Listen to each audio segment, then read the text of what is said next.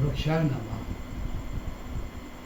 मैंने इसे आगे बोला था कि पेड़ के बारे में, तो पेड़ के बोला था कि इससे मनुष्य और जीव सृष्टि में ऐसे क्यों होता है। तो इंसान के ऊपर आया जैसे सुंदरता। सुंदरता क्या है? वो कास्ट जात नाती भेद कुछ जानता नहीं है। उनको आप एक साइड में रखकर उनको देखो, इनका जैसे उम्र के साथ जैसे जैसे बढ़ते हैं इसी तरह उनका प्रेम, अपनापन, जाति राति भेद जो भी है उनके मगज में जो भरा है वही वो करेगा। हाँ बिल्कुल करेगा।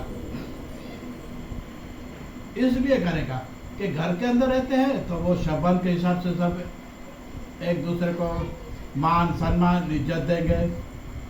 फिर शादी किया तो उनका अलग स्वभाव हुआ, तो उनका अलग से प्रेम होगा। फिर जब दादा बन जाएगा तो उनका भी स्वभाव अलग हो जाएगा। बाप बनेगा उनका स्वभाव भी अलग होगा। ये सब क्या हुआ? जैसे छोटे में सुंदरता से लेकर बड़ी हो गए, जवानी जवानी दीवानी પછી નથી આવવાની, गुजराती में कहावत है ना, जवानी પછી નથી આવવાની। जवानी जाने के जवान आदमी जो है वो जाती है ना जवानी, इसके बाद बुढ़ापा ही आता है, जवान नहीं होता है। तो ये इंसान जब 80-90 साल का हो जाएगा, ये शरीर का देखो चलिए ऐसे निकल आएगा, वो शरीर में ऐसे बुढ़े की तरह रहेगा। तो ये क्या करेगा?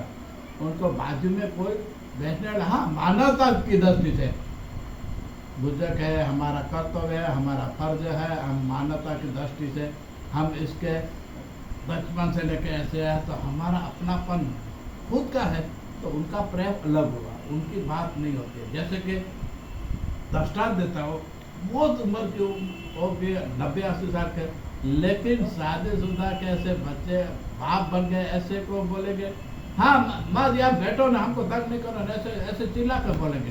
पर जैसे छोटा बच्चा है 3-4 साल से लेकर 6-7 के अंदर वाला, ये बच्चा देखना वो बुढ़ी माँ होगी, उनके घर से निकल गिर जाती होगी, क्या खड़ी हो माँ तो रह सके, ऐसी बात उसके बच्चे को बिठाना तो उसके साथ खेलेगा।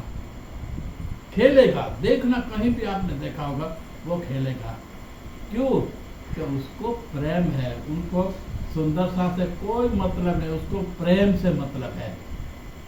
तो प्रेम वही चीज है, वो सुंदरता नहीं देता है, लेकिन ईश्वरी शक्ति है कि जो समय जिसका होता है वही पालन करता है। इसी तरह ईश्वर इनकी परंपरा की तरह चला। जो जवान होता है 25 के साथ एक लड़ता है, सूरवीर कहलाता है।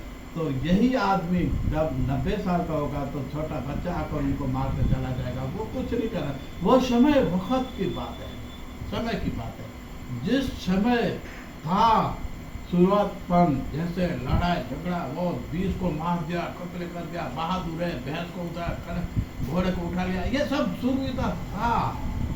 90 साल के बाद और कुछ नहीं होगा। इसलिए ईश्वर ने बोला कि बचपन सुंदरता अच्छाई और उनको कुछ तकलीफ नहीं, तो इसी तरह लास्ट में बुढ़ापा इसी तरह आता है। वो बचपन की तरह है, लेकिन फर्क इतना है उसमें भाग दौड़ ये नहीं कर सकता है। उसके अंदर जैसे सूरज ढलता है इसी तरह वो जाने के बाद हर कोई इंसान नाती जाति भेदभाव धर्म कुछ नहीं है। तो वृक्ष उस टाइम बोलता है कि एक इंसानी ही ऐसा है कि जानवर है वो तो अपना वक्त इसी तरह निकालते हैं, बुढ़ापे है इसी तरह, लेकिन इंसान को तो अपन देखते हैं कि लास्ट में यही हुआ कि आज इंसान जितना बात था, जिस नाती जाति भेदभाव धर्म में जो भी कर्म काज किए, वो बुढ़ापे में उनसे पूछेंगे तो वो क्या बोलेंगे? तो वही बोलेंगे।